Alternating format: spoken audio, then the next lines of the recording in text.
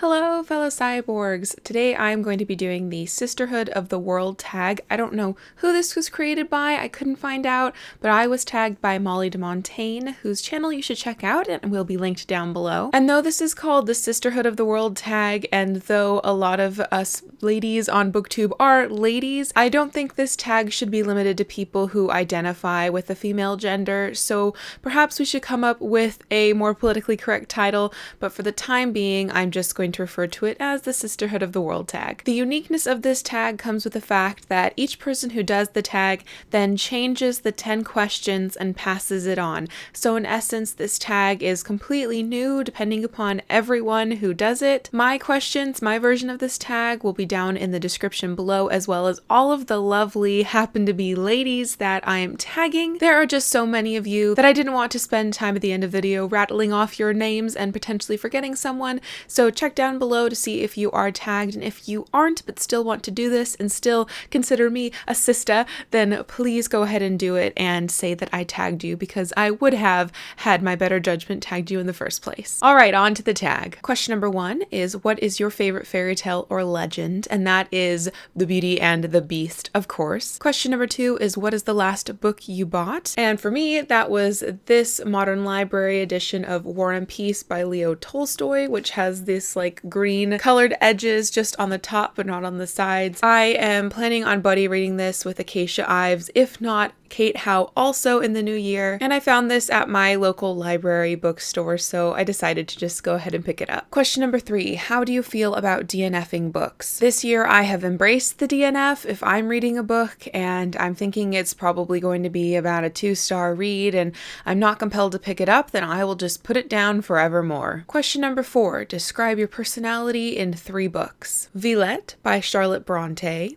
Lyriel by Garth Nix, and Pond by Claire Louise Bennett. Question number 5, how do you organize your bookshelves? As you may have seen in my Building the Hermit Cave vlogs, I organize my bookshelves by read versus unread, then by genre, and then within genre, either by size, color, or series, depending upon what the genre is and depending upon what I, at the time, think looks good. Also depending upon what fits. Question number 6, what is the most beautiful book you own? That is my Barnes & Noble leather-bound edition of Fairy Tales from Around the World by Andrew Lang. He wrote the colored fairy books, so the blue fairy book, the green fairy book, etc. And in here is a smattering from all those different ones. And I absolutely just love the silver and gold foiling and the illustration on the front that also is beautiful on the spine and the back, and the end papers are also very adorable with barn owls and feather detailing.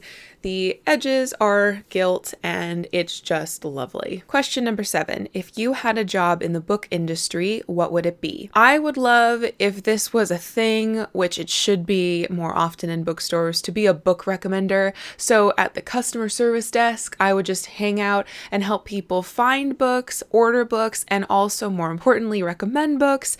So just taking the time to ask someone what they're feeling about reading, walk them through shelves, point different authors out, give them some choices, and then leave them alone to make their decision. It's what I love to do. It's what I do with my friends when we go to bookstores, and that would just be fantastic. Question number 8, what is the one book everyone has to read before they die? Why? I argue that is Smoke Gets in Your Eyes and Other Lessons from the Crematory by Caitlin Doughty.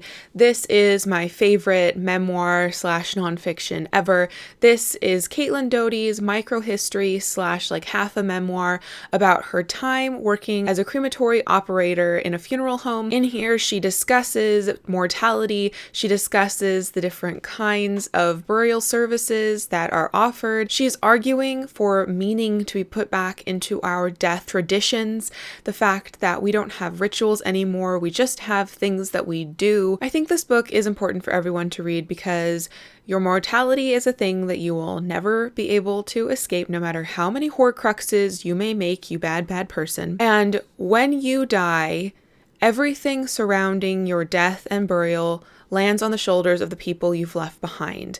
And I think that perhaps one of the last kindnesses we can do for our loved ones is to make sure that they don't have to sit there picking funeral homes, trying to discover what we wanted done with our body, making those important decisions for us because we didn't take the time to make those decisions before we died. I love how honest and funny and creative and heartfelt this book is, how it doesn't shame you or scare you into thinking about your own death, but it tries to make death a part of life again, the way that perhaps some of our ancestors thought of it as, or perhaps that alternative cultures think about it now, but it's something that is much forgotten in the Western part of society. Question number 9. If you were to get a bookish tattoo, what would it be? If I were to get a bookish tattoo, it would be from the book Abarat by Clive Barker, which I recently reread and kind of demoted, but there's a poem in here that I absolutely love. It's at the beginning of part 1, sorry about the weird lighting, and in here it says it is the last poem written by Righteous Bandy, the nomad poet of Abarat, and it says, "Life is short and pleasures few, and hold the ship and drowned the crew, but oh, how very blue the sea is." I love that poem because it reminds me of how everlasting nature and our planet is, and how relatively small blips we as humans are, and even in perhaps my most selfish moments of despair, life goes on without me, and some of it is beautiful. Question number 10 says, you can commission Shakespeare to write a play about absolutely anything.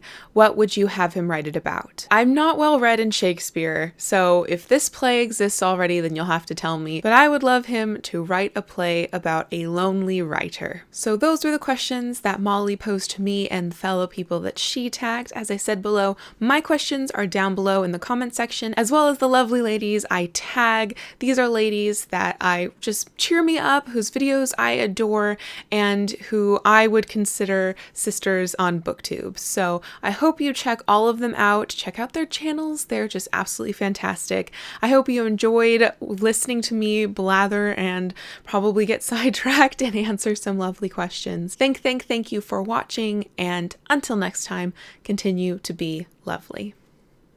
And thank you, patrons, for supporting this channel. I've decided to kind of half sing this so that it doesn't get boring anymore. I hope you enjoyed and have a wonderful day.